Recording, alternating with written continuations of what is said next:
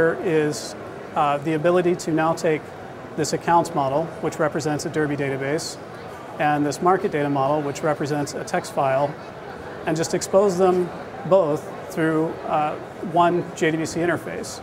And that by itself has some value. You could certainly just see yourself aggregating sources, exposing them all through the same model. But where we get into adding even more value is that we can create a view model on top of that, start defining what we call transformation layers, which are really nothing more than SQL views and procedures that can further refine your data integration needs. So if we look, this customer accounts table that's in our view layer integrates together a set of tables, not just from Derby, but also from that text file. Let's see, we scale this a little bit better. And then the way that we define that is just through a simple SQL query. The design environment here will help you in a lot of ways make these queries.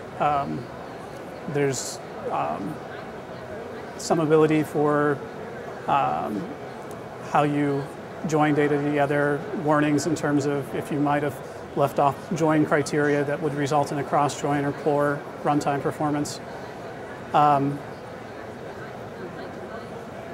So if we look at how this all gets rolled together, it's in this artifact called Portfolio VDB here.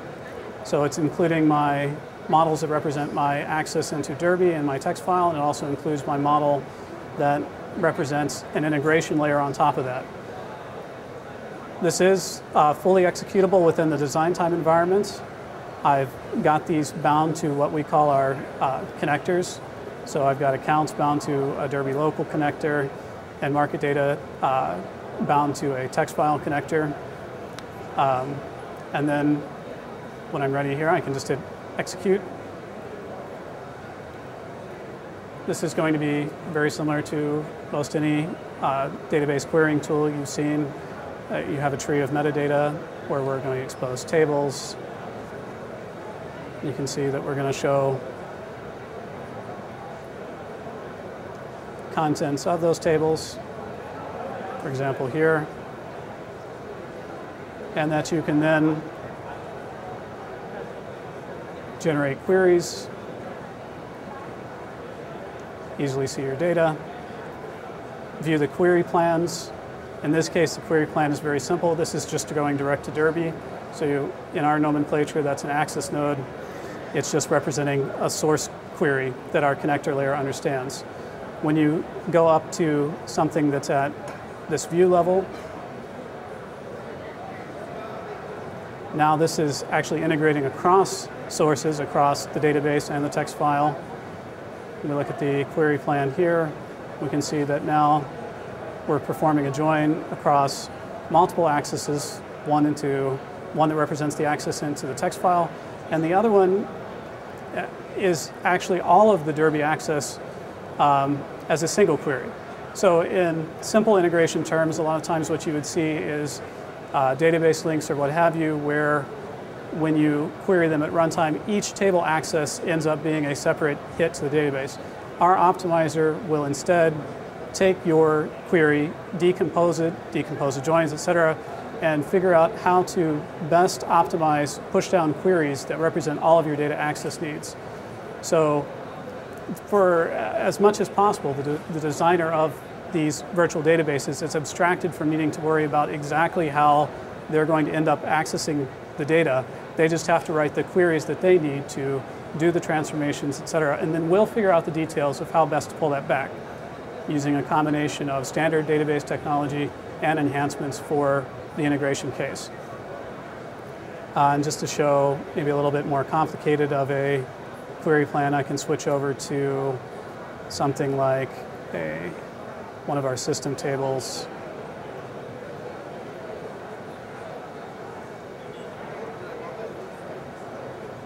And show now here you've got multiple layers of joins, projection, which represents typically functions that are in the select clause.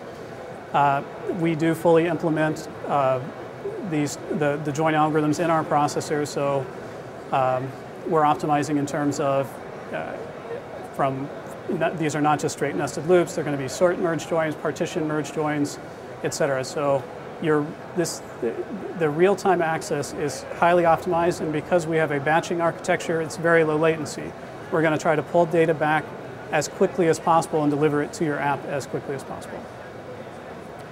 Okay, so that's kind of a flavor of our design time environment. It gives you an idea of what these models are. All these models, these are not things that you typically have to do by hand. We have importers that you can point to a database, say, grab all the metadata. Now we have a physical model that represents that source. So once you have this VDB, now we can show how to use that in our Teiid embedded just as a regular JDBC driver. So we'll first just switch over here to the data tools perspective. Within data tools, I've already set up a Teiid connection here. The connection properties here are fairly simple. You can see we're still, and in some places you'll still see this, there's MetaMatrix sneaking in. But it's just the VDB name, a path to my embedded install, and some to the properties that are controlling some of the runtime aspects. So I'll just make sure that everything looks good with that. All right.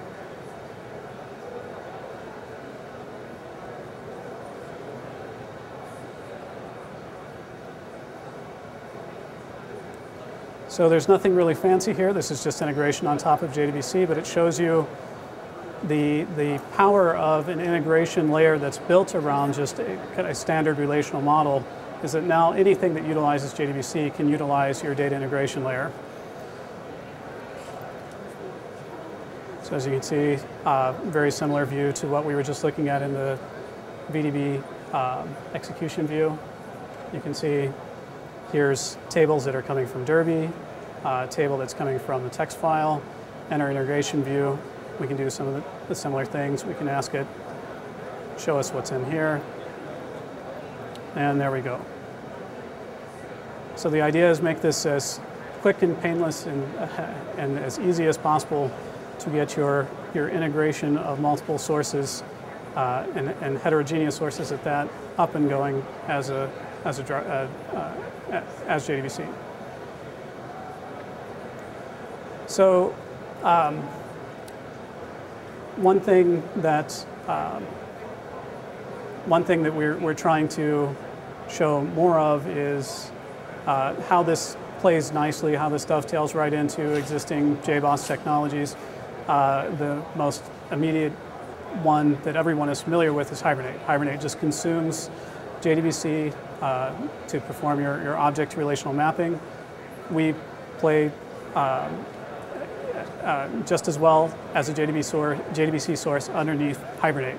So if you've ever had a case where you needed to do some data integration work, but you wanted the object to relational mapping piece, that's pretty hard right now with Hibernate, right?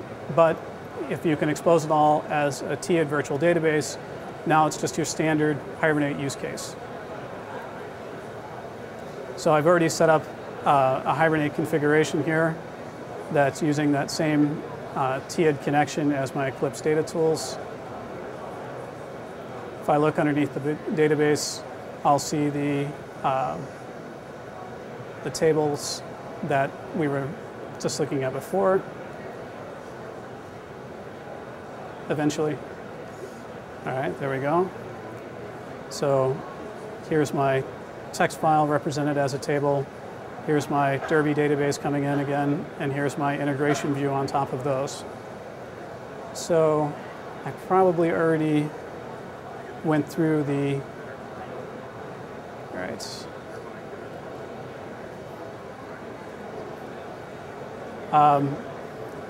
Just to show that this is an easy thing to do, I'm just going to blow away my generated object model. go into the Hibernate tools